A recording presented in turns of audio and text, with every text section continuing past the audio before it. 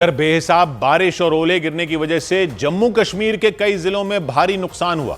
वहां बड़े बड़े पेड़ टूटकर गिर गए। इसके अलावा कई मकानों की दीवारें भी ढह गईं।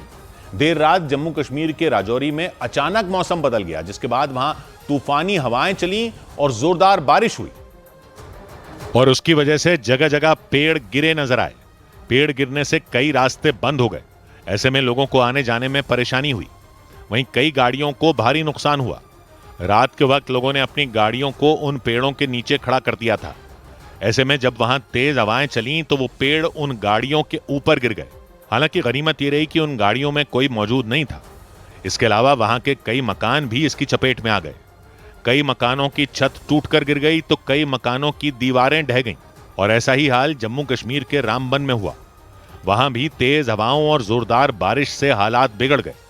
वहां बारिश के साथ ओले भी गिरे, जिसकी वजह से कई बड़े बड़े पेड़ उखड़कर गाड़ियों पर गिर गए और उन गाड़ियों को भारी नुकसान हुआ।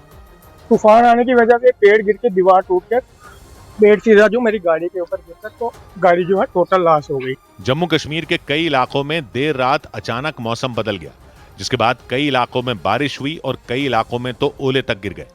हालांकि बारिश का कहर सिर्फ जम्मू कश्मीर ही नहीं बल्कि केरल पर भी टूटा। वहां एर्नाकुलम में जोरदार बारिश के बीच समंदर की लहरें भी बेकाबू हो गई। समंदर का पानी लोगों के मकानों तक पहुंच गया, जिसकी वजह से लोगों का जीना मुहाल हो गया।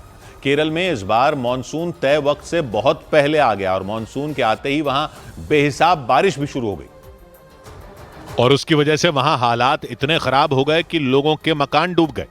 उन मकानों के सामने मानो नदी बह रही हो। सड़कों से लेकर मकानों तक हर जगह पानी भर गया। वहां के एक इलाके में तो लोग घुटनों तक भरे पानी के बीच से होकर गुजरते नजर आए। इसके अलावा एक और इलाके में लोग अपने मकानों के सामने भरे पानी को निकालने की कोशिश करते दिखे। एर्नाकुलम में कई घंटों तक लगातार बारिश हुई, जिसके बाद समंदर में ऊंची ऊंची लहरें उठनी शुरू हो गईं और थोड़ी ही देर में समंदर के पानी ने आसपास के रिहायशी इलाकों में धावा बोल दिया। इसके बाद तो उन इलाकों की सूरत ही बदल गई। वो इलाके किसी टापू में बदल गए। हर तरफ सिर्फ पानी बहता दिखा, जिसकी वजह से लोगों को अपने मकान खाली कर वहां से जाना पड़ा। जानकारी के मुताबिक भारी बारिश के बाद वहां के कई रास्ते बंद हो गए। इसके अलावा वहां चलने वाली ट्रेनों पर भी इसका असर हुआ।